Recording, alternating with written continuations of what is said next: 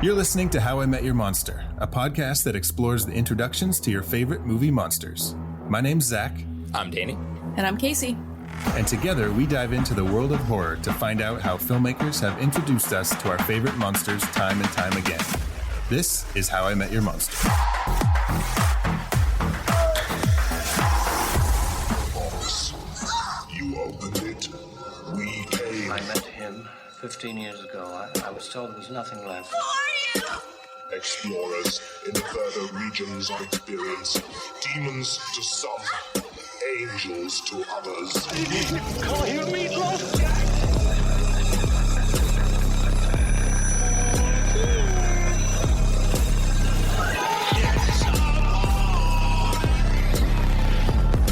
Surprise, Sydney.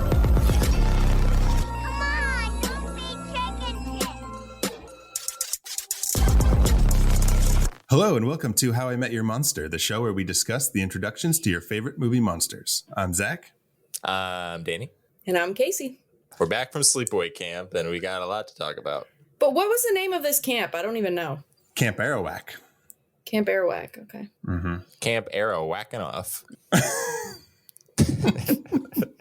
I'm just surprised none of the characters in this movie Make that joke. gave it like a sexual pun. Yeah. Before we go back to Camp Arawak, did anybody watch anything?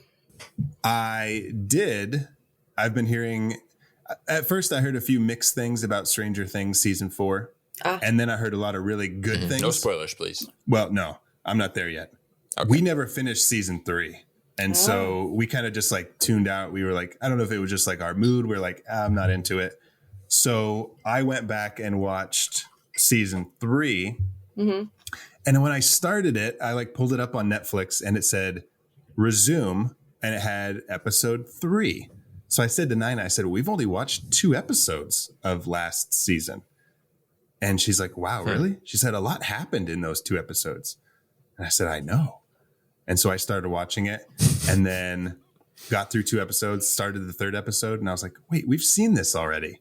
So I watched all that and then started the 4th episode. And I was like, wait a second, I've seen this too. 5th episode, same thing. Oh, that's okay. You got a refresher. We had watched 5, and so we watched 6 and 7 last night.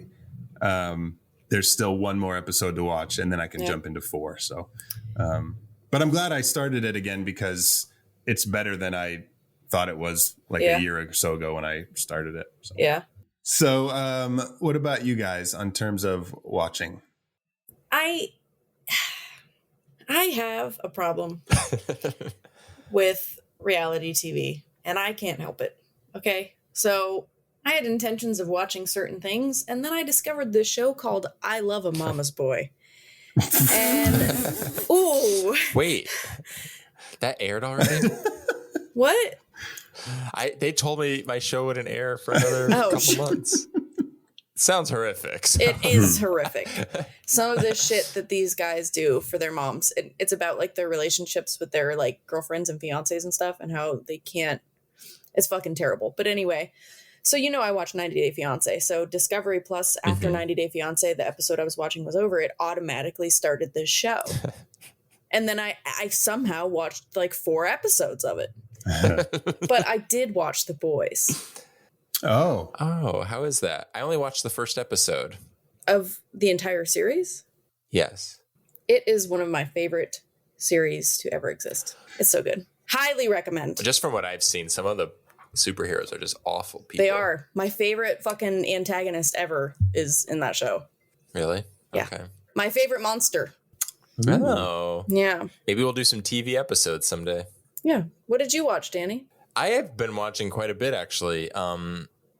We were just talking about Stranger Things. I've been catching up on Stranger Things. So I watched like half of season 2 to finish that up. I'm now about halfway or just a little more than halfway through season 3. I would like to catch up so that I'm like by season 4 by the time, because I guess they're going to release the last couple episodes in July. Mm-hmm. So I think I'll be there. And then I watched with Jimmy. We do our little franchise marathons, and we finished the Saw franchise. I have to say, looking back, I am not good with torture porn, but I had a lot of fun watching those movies. Good. Okay. There are short and sweet and crazy and fun. How is Spiral? Spiral was interesting. I think I ranked that as like, because we always do our rankings. That was like 3 or 4 out of 9 for me. Oh, well, that's pretty good. Yeah, it was pretty good. It may have been 5 because I keep changing. It was good. I loved seeing Chris Rock in that type of movie, and Samuel Jackson's in it, and I didn't know that either. So it was really fun seeing him in that movie, and Max Minghella, like, so that sort of like caliber of actors in this, especially after you've been watching everything that like leads up to it, where it's actors who you're maybe not that familiar with. So it kind of like shakes you out of like, I don't know, like your expectations, I guess.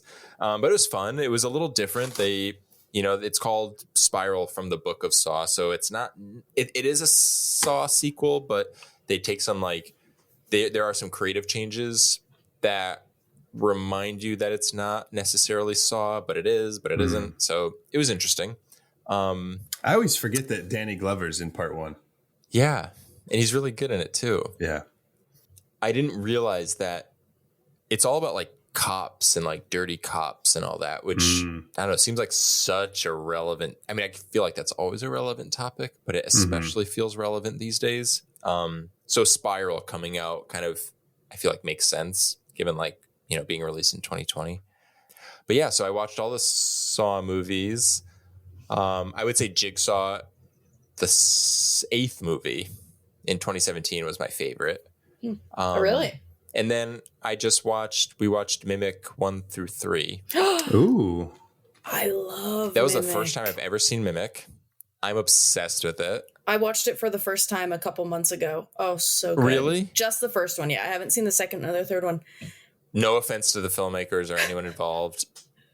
I didn't love 2 and 3. Okay, but the first one, so good. Oh my God. I'm It's so so mad good. that I never watched it. Me too. And then was working on the Cottonmouth script because they're both like creature features and like Yeah. mysteries. Oh, and, yeah.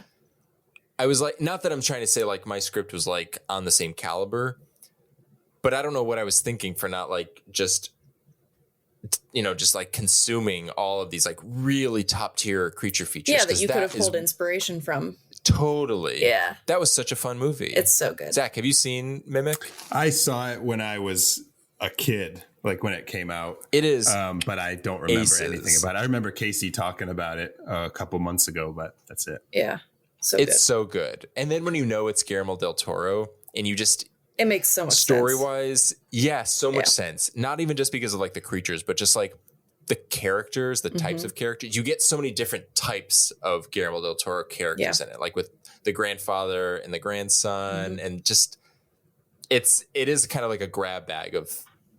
And I know I had heard stories that there was a lot of studio meddling, and that he maybe wasn't the happiest with the way the final cut turned out, but for what it is and like for when it was made, and I thought it was great. Yeah, I had a lot of I fun. love it. Yeah. I take it back. I may not have seen Mimic. I used to get Mimic and The Relic mixed up. The Relic. Oh. And I think I saw The Relic Yeah. when I was a kid. I don't think I've seen Mimic. Well, The you should amount of watch times Mimic. I kept calling Mimic the Relic while we were like, doing this Because it watch, came out at like the yeah. same time. Mm-hmm. Okay, well, do you guys think it's time to meet our monster? Yeah, it's time to go to do. Camp Arawak. Get off. I do. We spent the past 2 weeks at Camp Arawak, and we're going back to talk about it, and I couldn't be happier. Can't wait to relive these events.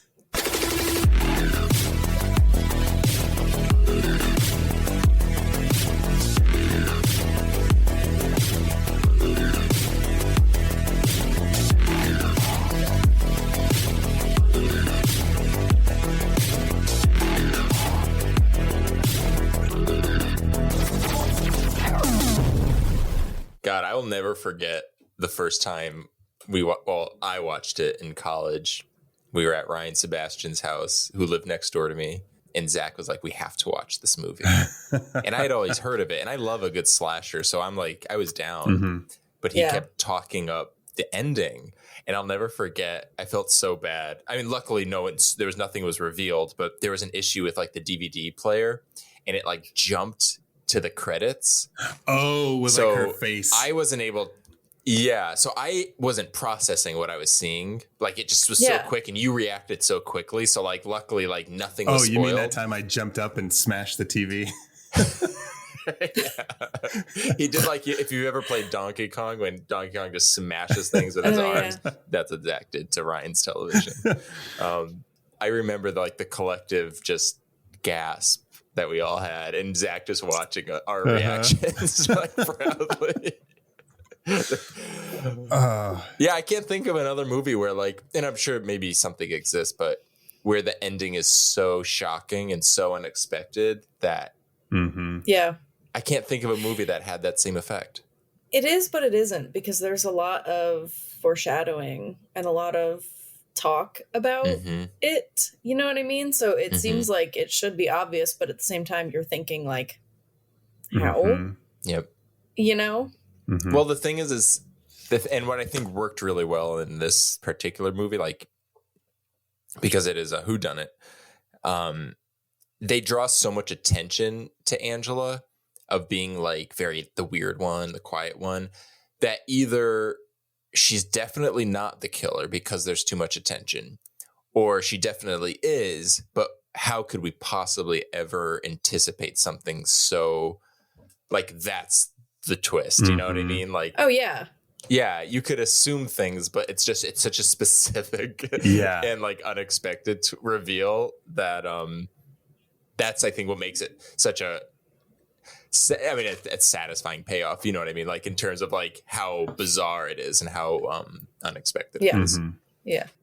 Yeah, she could just be the killer, but there's no thing behind it to be oh, she's actually a boy. It's just out of the blue. Yeah. Right. You're thinking of maybe a revenge plot, okay, it's got to tie into the beginning, and then it's got to, but no, not quite. Which this kind of ending wouldn't fly today. Well, that's a good point. I guess it depends on perspective. Where the thing that works here is it's not like we're looking at, she's not a villain because she is. She's not being vilified because she's transgender. Yeah, exactly. That's not why we're looking at her as a villain. It might be her 100%. motive. It might be her motive as far as being forced to grow up that way. Yeah. And losing her family and stuff. But she's not vilified because of that. You could argue that the fact that you're using the reveal of being trans as being this shocking ending could be sort of a questionable approach. But when you factor in when it was made, how is this, you know, as they say, it was a different time. Yeah. But also the fact that, again, like you said, she didn't use, that wasn't her source of evil. Right. You know, it was technically in her foundation of she was sort of coerced into this way of thinking or this change. But the fact that she embraces it, I think sort of, nixes any take on it being sort of a root of evil or something, I guess, if that makes sense. Do you notice that when they close up on her hands, they're male hands? When she's killing? Yeah. It's always male hands. The hands were actually Ricky's hands. Oh, really? Yeah, Jonathan Tiersten. Were they? Yeah, the guy who plays Ricky, they were his hands because Felissa Rose's mom didn't want her being around the filming of her doing all these crazy horrible things like terrible stabbing things. Meg and all this stuff and running around with a knife and she wasn't a part of those at all. It's interesting to me that was because of a decision that her mom made, because to me it was just a little piece of showing, you can take hormones and stuff to grow breasts and body hair and stuff like that, but you can't really change your hands unless, I don't know, maybe there's some sort of extensive surgery. You know what I mean? Mm-hmm. So I thought that it was just to show that it's a little bit off. So they're showing male hands. It's a little masculine cue. And they don't belong to a 15-year-old girl. So is it her? Yeah. You know? So I think it's interesting that wasn't actually what the purpose was. That's a good point. And I know we have a lot to unpack with this movie, but I do just want to know, in a lot of these movies, it's well, did the filmmakers even stop and consider what we're sort of overthinking? But I still am curious, the fact that Ricky and Angela lived together with Aunt Martha, was he aware of the fact that Peter had become Angela, or did Aunt Martha do this change, this like secret change? Well, first, before the fact? I don't think he knew. I don't know how he could have been kept from it for so long. But when there's like a flashback later and Peter's got like the bandage around his head and Aunt Martha's like, oh, Angela, what a lovely name, blah, blah, blah.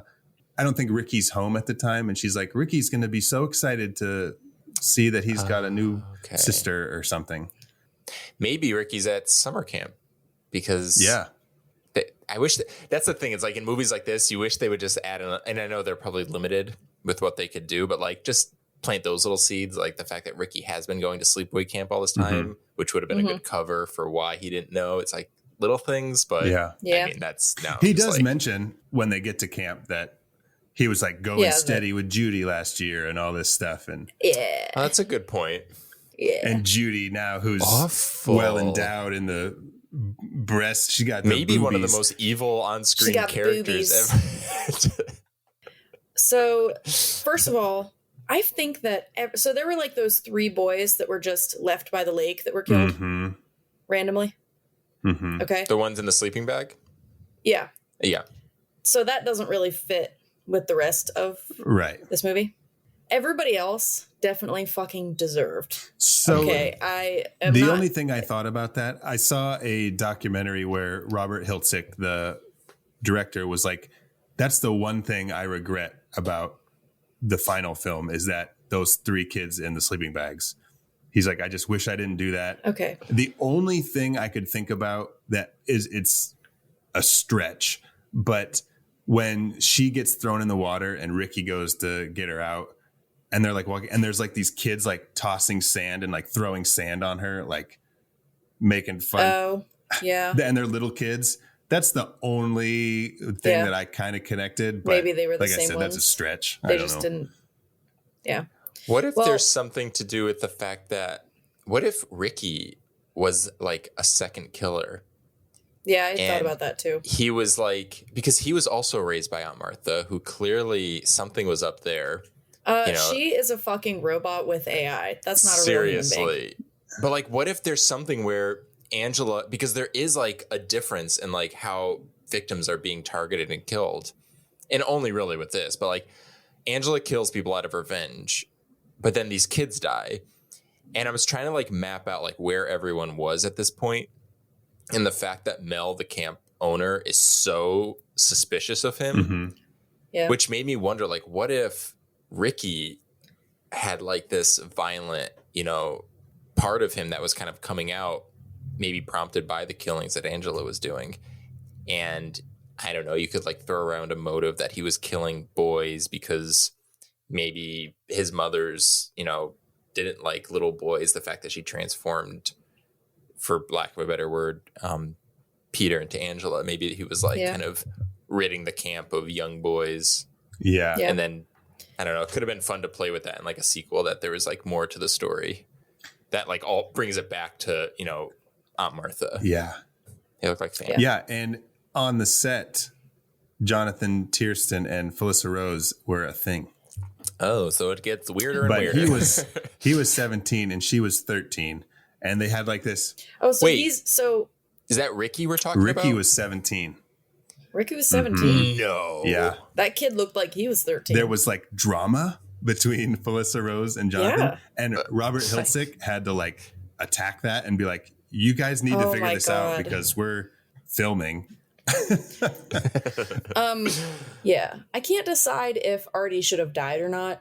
It's just hard because if he's living with like 90% of his body burned, like hopefully it burnt his dick off and he can't like molest children anymore.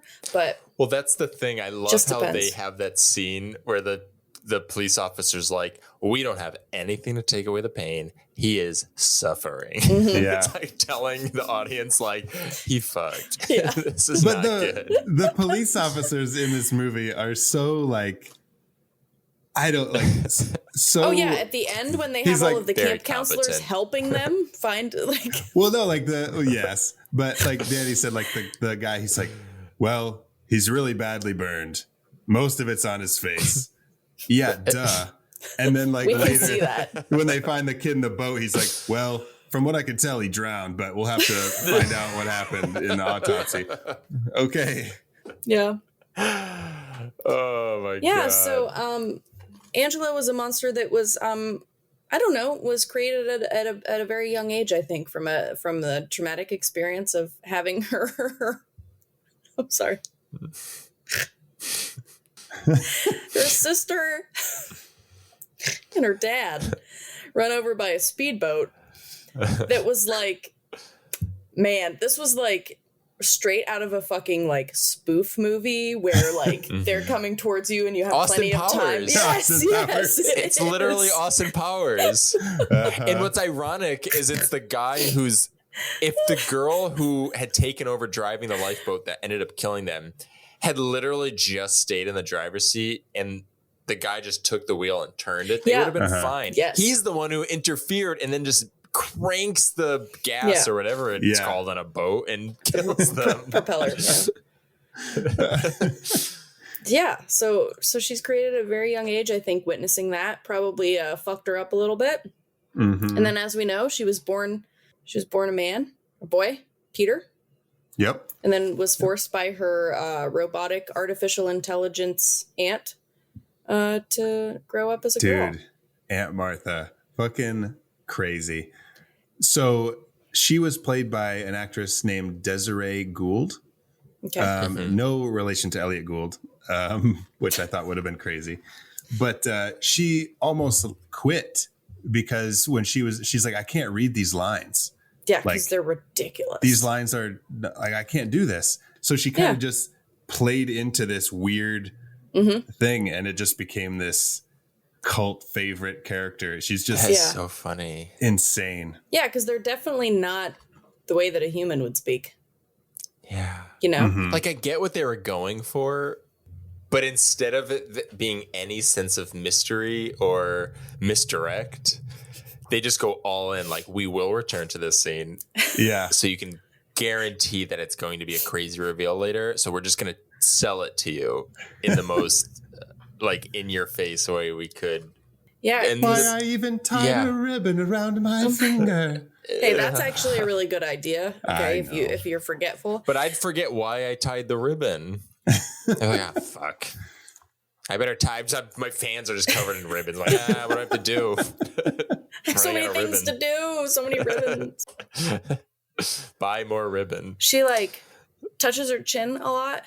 Mm-hmm. Right? Oh no, that just won't do. And she like looks off, like like there's something, like there's actual wires in her brain that aren't connecting. You know? Not like the fake. It's like pressing a button on her chin. Yeah, like it's so weird.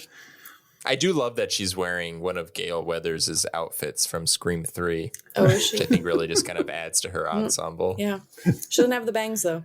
I would love some more story and backstory on Martha. Is Martha the real monster here? And I'm not to jump ahead to our real monster category, but in all honesty, is she the one who's sort of... Because Angela doesn't seem happy about this change. It doesn't seem like Peter necessarily wanted... to identify as a woman or as a female. I'm sure that it did not help the trauma that Angela / Peter had already gone through. Yeah. You know? Like Martha sort of hijacked the trauma and took advantage of it. Mm-hmm. And was like, you do what I say because I'm A, in charge, and B, you're too emotionally like devastated to have much say in anything. Yeah. And they're young. I mean, that's part of like abuse anyway. I mean, when you're young, you know, adults are supposed to be the people that you could trust. Right. So. I do love during the scene, though, with the opening kill, when Peter and Angela's uncle, John, is killed, and you just see his boyfriend or like secret lover or whoever that is. And it's just this one quick close-up going, John. And then you have... And then the girl who kills him goes, oh my God, we hit a boat. Listen, so, there is the one thing that bothers me about this movie is that there's not enough blood. Okay. There's all these horrific things. There's no blood in the water. Yeah, I will agree with you on the blood, the lack of blood. Yeah. But the practical effects throughout the movie are pretty fucking they good. are. Yeah. They're good. When you get later in. Yeah, they're good. When John floats away, his legs are like held together like you would if you were floating. And he's like, oh yeah, you can instead tell of that like, it's just instead of a limp dead body, he's he's like clearly just he's trying to float. Yeah, front floating away. What I would have appreciated a little bit, and I appreciate this movie, it is a great, entertaining watch. Mm-hmm. But just for the sake of this podcast, because it's all about how we met the monster, I would have loved to have had an opening kill that kind of reflected, like, and set up the twist a little bit more directly, instead of it being like, because this happened, we were then sent to the person who prompted this twist. Yeah. Because I didn't quite get the whole gay lover thing. It seemed so specific. Yeah. And it was, so then you wonder, like, I do like this movie a lot. I do. Sorry if this is a hot take, but I think it's one of those it's so bad it's good movies. Oh, it's great. But I think that this movie would fare well as a remake. I think that if it were remade in the right way, it could be so good. Mm-hmm. Do you think if they did a remake, they would need to sort of like be beholden to the campiness of it and like be just as wild, or would you go a more grounded route? I mean, I would prefer it to be more grounded, just like, because a lot of it could really just be horrifying. You know what I mean? Yeah. And yeah, I think because summer camp is where you go to fucking have fun. You know what I mean? It's like you're away for the summer, you're away from your parents, you're doing whatever you want. You're fucking making out with people and touching their boobies that you think are big because you're 13 years old. And, so it's like one of the last places that you would expect anything like that to happen. So I think that like that makes it scary just being in that environment.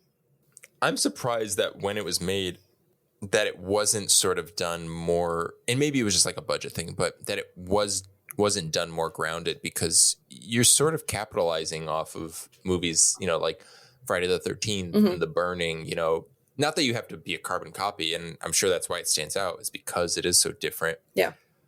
But because the twist is so unexpected and it goes into places that are just like, I feel like not really, I don't know.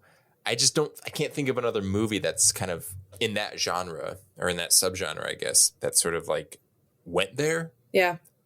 That they could have gone a more serious route. Yeah. And still been just as shocking. And the movie could have been just as memorable. But I guess that's going into like, we're entering like subjective territory. Yeah. But just like saying like what it was sort of building off of in terms of these other movies within that genre.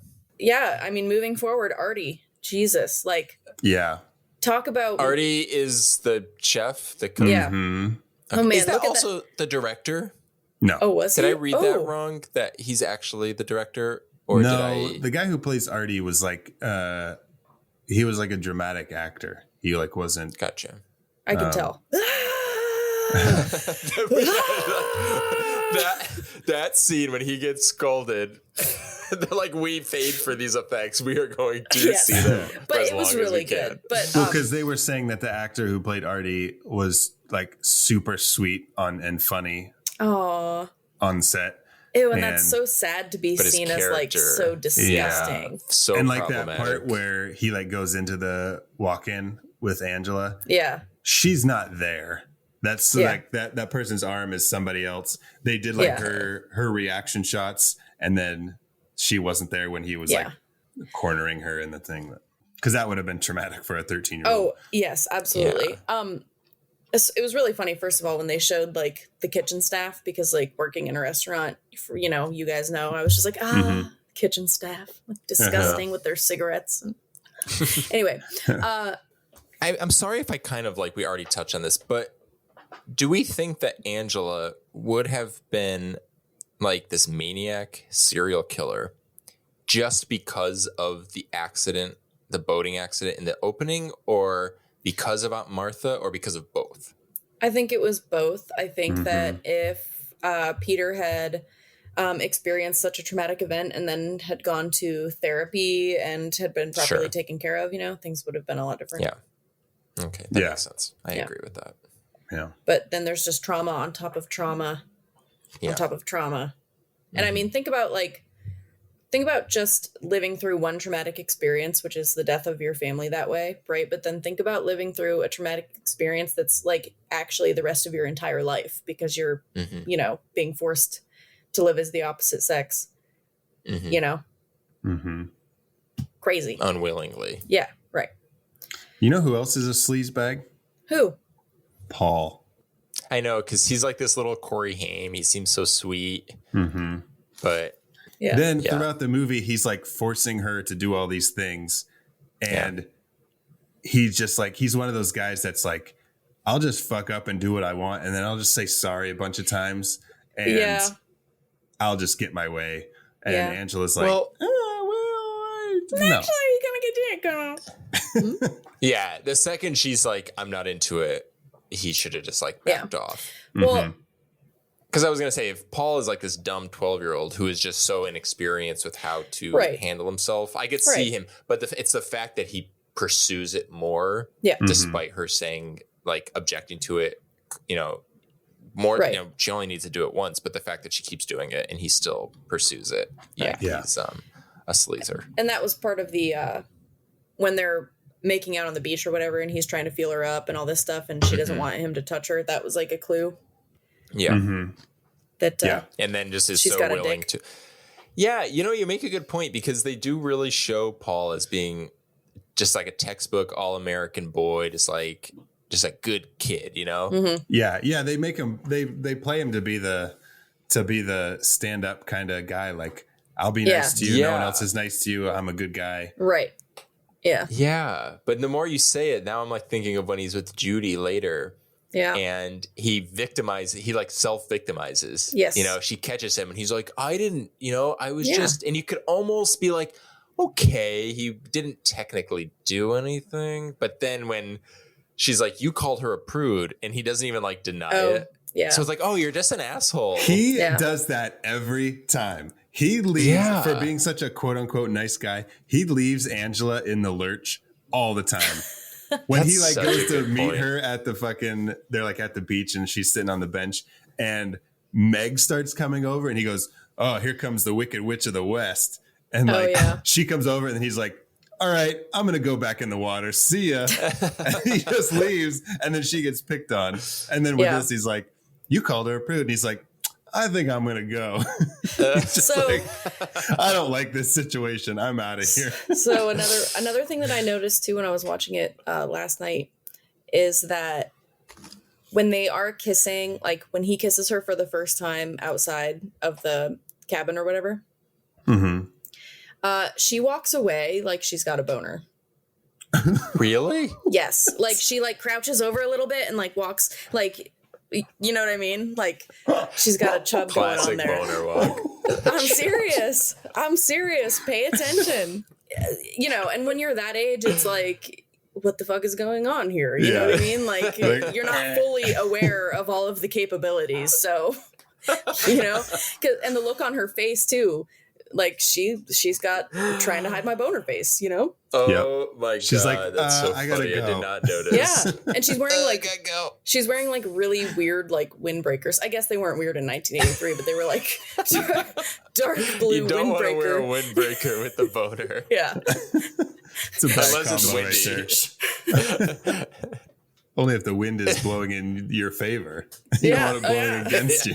Yeah. If it's blowing away, then it can sort of like pull your pants away from you. Yeah. Yeah, you don't want windbreaker pants. You don't want gray sweatpants because No. That's right. Yep.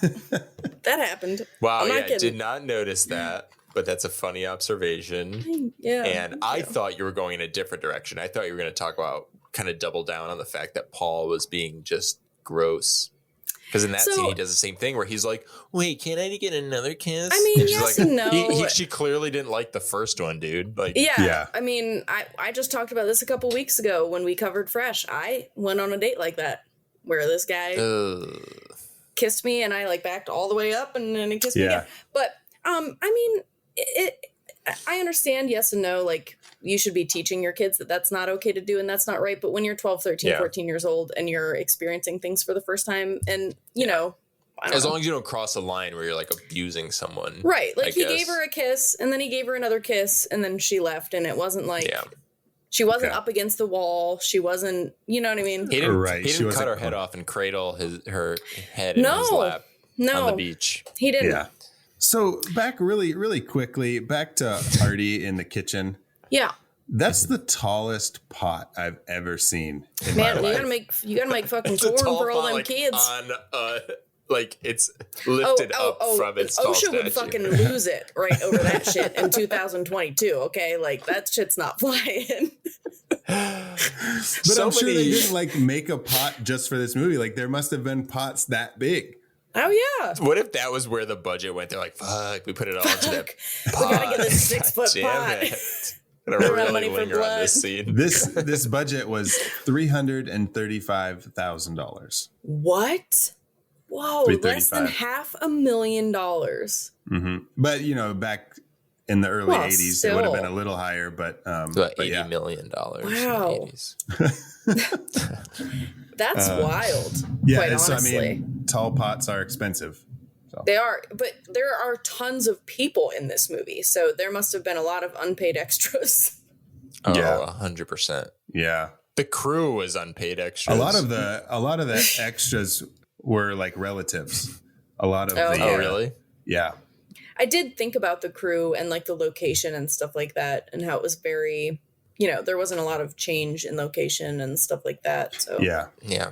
Oh, speaking of location, I should say I absolutely love summer camp settings. I mean, that's why I love Friday the 13th. There is something just, and maybe it's because I never went to summer camp as a kid. I didn't either. And I only saw it in movies like Heavyweights and Can't Oh, Go Nowhere yeah. and Meatballs and also like Wet Hot American Summer. Oh my god. Like I love that movie for like the comedy and the actors Yes. and everything, but I love just being at a summer camp setting. There's something so fun and freeing, and yeah, maybe it is because I've never been. It feels so unknown and like, oh, people do this. Like When I was a kid, awesome. my dream was to use the blob from Heavyweights.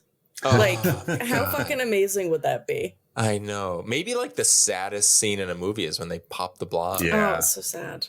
All I know is no matter I don't care how much it costs. I don't care how much my kids put up a fight.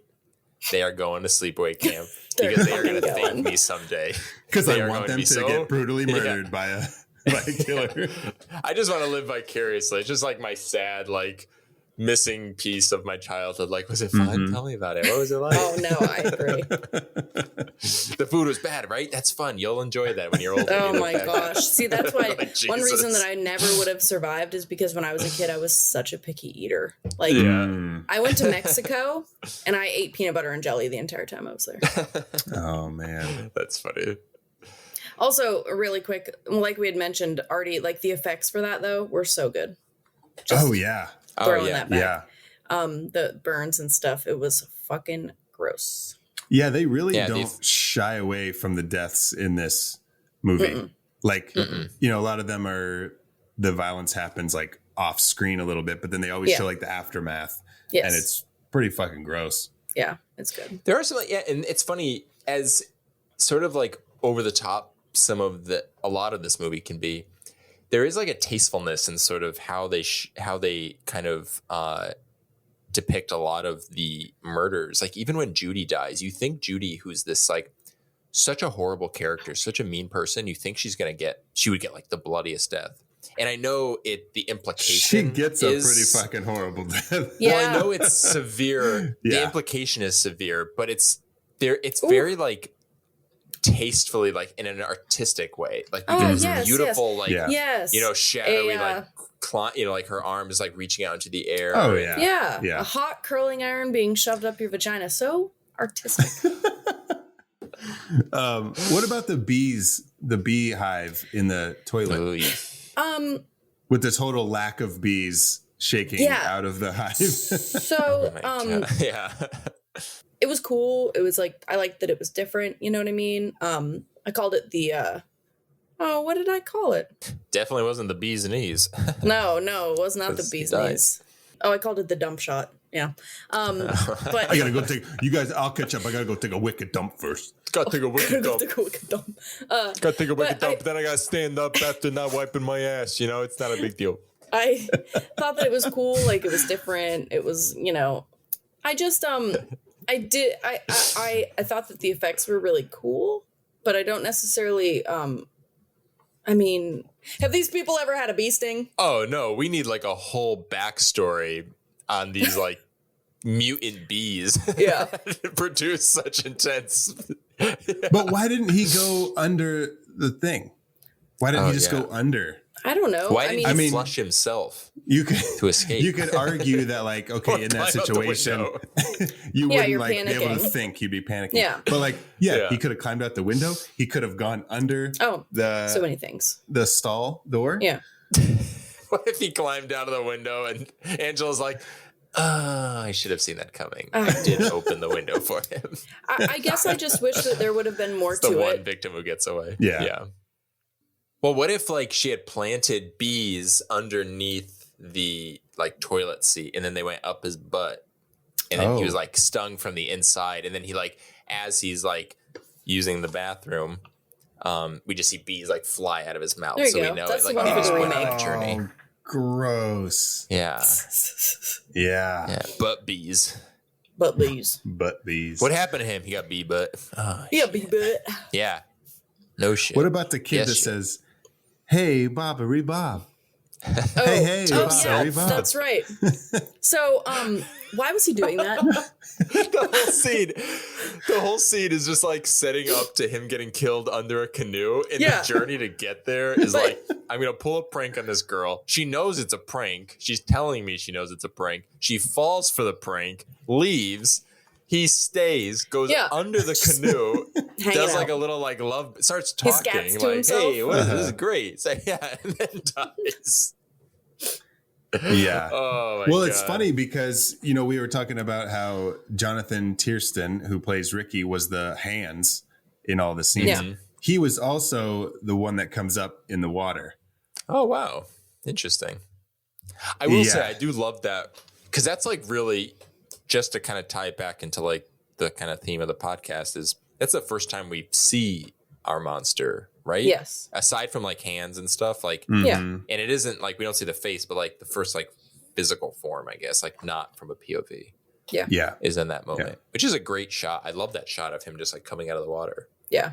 And, but then the next morning, the guy who finds him, I feel this man every day when I come into work. Cleaning up I start yelling the same thing. These fucking peckerheads suck. Like every day. Why the fuck did this get here? Oh, go clean up. I'll clean up after everybody. That is me. I'd like to see him so get his fat ass down here clean something up. And I say that about my boss every day. Yep. That was the most honest character in the movie. Yeah. Him and Aunt Martha, just the most And grounded then, and honest. then he finds Kenny's body. And again, it looks good. Yeah. Which they had to make that's a mold. They had to do like a cast His whole body. because the only reason they did that it was so that they could get the effect of the snake coming out of his Oh, really? It was too much of a bitch to have a snake in his mouth? Well, I don't know, a snake in my Just mouth. kidding. I feel like it would have been cheaper to get a fake snake come out of his mouth. But hey, I'm not the money guy, There's someone off screen just like wiggling the snake in his mouth. I mean, with everything else in this movie, you really think that like a fishing line with a snake on it is going to be the fucking, you know what I mean? Like, come on. That's going to be we can't do that. The rest of this movie. Perfect. We can't have no, not going to happen. Dude, the fucking, the arrow through the throat of Mel was great. An awesome effect. Yeah, it was. Yeah. So they had like the head of the arrow on his back, and there was some mechanism that was built into that throat that when I don't know how they got the arrow to go into his throat there, but when it like hit, it pulled something and the arrow like went up in the back. Huh. And it just happened so fast that it looked like it It's a great effect. goes through. Yeah, because I like rewound it. I'm like, that's seamless. Like, how the fuck did they do that? Yeah, the effects on this were good. Ed French, I think, is his name. I will say though, speaking of Mel, the camp owner, camp director. Yeah. Do you ever get the impression that he kind of sets, because there's a very negative tone in camp, like everyone is kind of awful. And though I don't think that I personally believe in a trickle down economy, I do think that all the negative energy in this camp trickles down from the top. Because Mel's crazy. Yeah. Oh, of course. That like, definitely happens. Like, people feed off of each other's energy. Here. Yeah, absolutely. That also happens at work. That's why I come in and call everybody a peckerhead, and that's why I call my boss a fat ass. Okay. 100%. Yeah. And even though I do think that, along with Ronnie, the actor and the performance of Mel is like an MVP in this movie because he is so entertaining to watch on screen. Yeah. The most I laughed is him. It's so good. Yeah. How could you ever like have a camp and let a camp counselor act like Meg does? Oh my God. Well, because he wants like to, because they have like a thing. Because Mel, he wants to boink her, but where the hell did that come from? And they have like a weird thing going on. Creepy, disgusting. Yeah, and the fact that the second, like, the cook died and his first instinct is to pay off the staff to basically shut up about it. Yeah. And then a kid dies or one of the counselors dies and it still isn't enough. He's just kind of like paranoid about like what that'll do to his reputation or the camp's reputation instead of like, shut it down. Yeah. Like someone even says they're like, we'll just consolidate the bunks. I'm like, oh God. And he says to make it easier for the killers. What? Well, yeah, it's like the third death, and he's like, oh, we're finished. This is it. Well, and then when he finds Meg's body, it's like it doesn't even register that it's a dead body. He's just like, fuck, not another one. Yeah. Yeah. Like, and he's like, what's my first instinct is to now beat up one of the kids here instead of taking like the slightest ounce of responsibility for what's happening.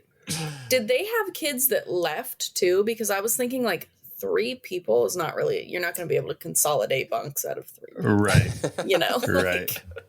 That doesn't make any sense, guys. Well, everyone was off busy playing baseball around the clock. There's like a part of this movie where we're literally just watching a baseball game The Sandlot in real time. So, why? Okay, really quick. Why did men stop wearing short shorts? I don't know. I'm bringing them back. I love wearing short shorts. Maybe not that short, but understand. Yeah, and then we have the mysterious 3 campers. That first of all, I'm sorry, counselor. Why did you leave those boys alone? Yeah. He like thinks about it for a second. He like looks back at him and he's like, they're fine. They're okay. See, that went over my head. I thought he had left with the kids and looked back at empty sleeping bags and was like, I'll there were like later. two kids that like couldn't sleep. It's like he left with the kids that were like, I want to go home. I want to go back. He left. And then like his reaction of that, oh my God, when he gets back is just that they left their sleeping bags there. It's like, No. What are they sleeping with now? Well, now it's time for a segment that we like to call True Crime Corner with Casey. It's a true crime corner with Casey. Thank you, Danny. That's a good one. I like that. It was a good one. Thanks. So, okay. So the morning of June 13th, 1977, the bodies of 3 young Girl Scouts were discovered after they had been murdered. Oh. They were discovered around 6 a.m. by a camp counselor who was on her way to the shower. There was a fingerprint that was found on a flashlight next to them, and then there was also a bloody boot print in their tent. But they technically have never found a killer. There was a man, Gene Leroy Hart, who was like tried, but he ended up being acquitted. So they've never found the murderer. But since it was 3 kids in their sleeping bags, they found them in their on top of their sleeping bags and stuff like that. So I didn't know if that. When was that? What year? 1977. Okay, so maybe it had. Yeah. Maybe that's why he put it in there, but some inspiration. I don't know. But especially for the fact that we're saying that scene even the director said the scene was kind of like out of place. Yeah, with like Angela's MO. Yeah. So Monday, June 13th, which is the day that this episode will be released, is the 45th anniversary of this crime. Oh. So 45 years ago today, when this episode is released, this happened. Well, thank you for that, Casey. Thank you for that lovely story. It's true crime corner with Casey. Beam. Beam. Nice. Well, that's pretty much it. Now we're about close to our final scene, in which is the big reveal of Angela and her Angela. Tallywhacker. Her Peter. And Angela and Peter do make an appearance at the end. Yeah. So they had different options for the ending of this. They could have put a strap on Felissa Rose, and her mom was like, absolutely not. Like, no way. It's interesting, like the juxtaposition of like, think about Linda Blair's parents and like how they let her do all of that fucking bullshit for The Exorcist. Yeah. And then you have parents like these that are like, no, I'm not even letting my daughter stand in front of a man who's pretending to drool over her. That's fucking filthy, you know? Right. Anyway. I wonder why they didn't just cast someone who was 18 or older who just looked like they could pass as someone younger. Well, that's one of the things that Robert Hiltzik wanted to do. He was like, he didn't want to go to those movies where they cast like 20 somethings as like 17-year-olds, 16 and 17. He wanted it to be like more authentic. Like, this is really like summer camp. And that's why he cast kids that were actually the age that they would be at camp. Because that final shot is like, I feel like you can accept it because of the type of movie it is and the fact that it's like this low budget slasher. Yeah. But and they do a good job. They do a pretty serviceable job for like what their limitations. But I mean, well, how did it happen, Zach? How did they do it? Yeah. Well, they had another actor who I think was like college age maybe, and they made a face cast of Felissa Rose. Okay. And that's a mask. Yeah. Okay. I could kind of tell that something was a little. Edward French, like you had mentioned earlier, he was the practical effects guy. He said it was just like paper thin, that mask. Like it was just like there. So I think there's some close-ups of Felissa Rose. Yeah. And then when it's the wide shot, it's a mask. Yeah. Okay. Interesting. Yeah. I wonder why they went with the open mouth growling stance. I almost feel like that's such a commitment to like hold for a while. Well, I think it's like her break. Like that was her break. I mean, she fucking chopped that kid's head off and you know what I mean? So I think maybe lost it, blacked out. That's a good point.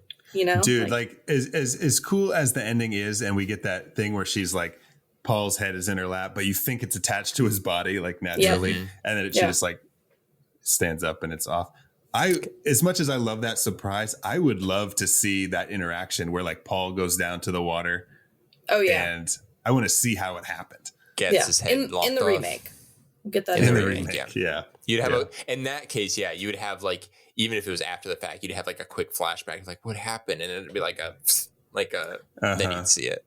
Yes. You know what's funny about this movie is throughout the movie they really kind of like, you see a lot of butts because they're always talking about like skinny dipping and like being just like silly and crazy, and it seems like this sort of throwaway or just a bunch of horny teens at summer camp, but it actually becomes like a plot device where at the end of the movie, in order for the audience to see that she's a boy, that she has a penis, she basically finally gives in to what everyone has been getting her to do throughout the movie, which is to skinny dip. So she kind of, it's just, it's interesting how simple that is, but how it actually plays into the reveal. Yeah. That's a good point. A good point. I know the director was really worried about getting an X rating for this. He got a call from the ratings board and they were like, I'm sorry, we've got some bad news. We're going to have to give you an R rating. And he was like, oh yeah, that's terrible. And he was like, well, fuck yeah, that's awesome. Yeah. Oh no. Oh, that's funny. So yeah, I think we probably all have the same favorite reveal. I mean, it's one of not just Angela's this movie, Peter. It's one of the classic Angela's reveals Peter. of just 80s horror. Yeah. Angela's Peter. Yep. It's a dinghy by the dinghy. Do you have dinghies in lakes? Yeah, Or you just in the ocean? A buoy? Dinghies. A buoy. But what would a dinghy? What's a dinghy now? Wait, I'm What's a picturing a buoy dinghy? now. Wait, What's what the a fuck's a dinghy? dinghy? Well, what is a dinghy? Oh, a dinghy is a small boat carried on or towed behind a larger boat as a tender or a lifeboat. Quit playing with your dinghy. Okay, so a buoy. You're thinking So of if a you've buoy. okay, yeah. Okay. So it's Buoy helps you float. No. it's Angela's buoy. I mean, it's Angela's Peter is the best thing I think we Yeah, could say. Angela's Because I her mean, it real could name be is her Peter. dinghy because it could be a small boat. Yeah. It's a dinghy. No offense to Angela. Oh gosh. I think Angela's Peter / Peter's dinghy is the reveal. Yeah, it has to be. I mean, how do you beat that? Oh, with your hand, probably.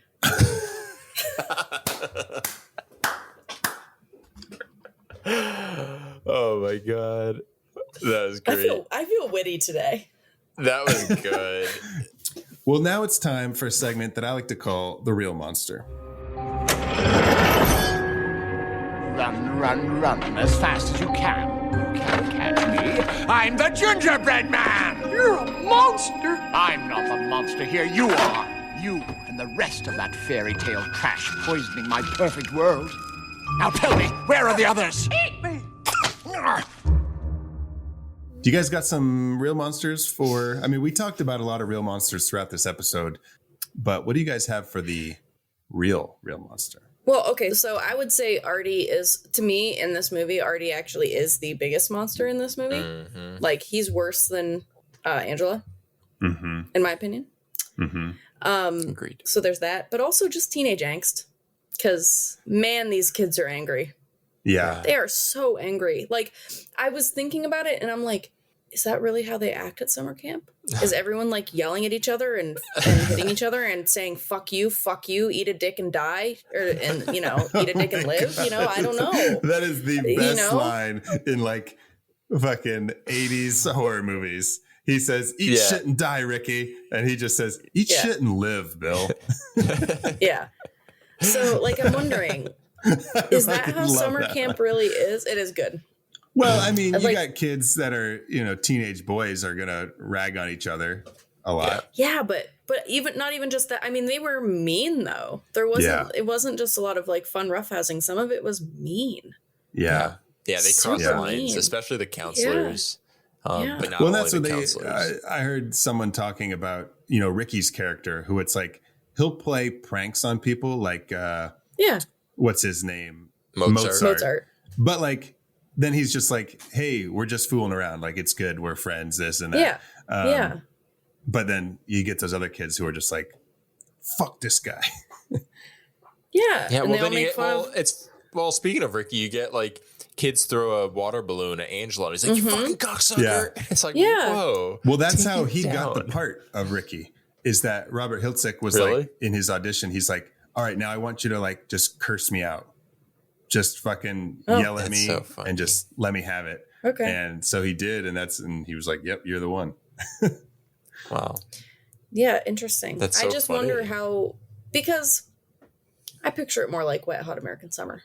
Me too. Where it's like where there's everyone's happy there's and angst having and there's a fun. little bit, but it's yeah. And there's, Yeah, the, and there's the there's, indoor kids.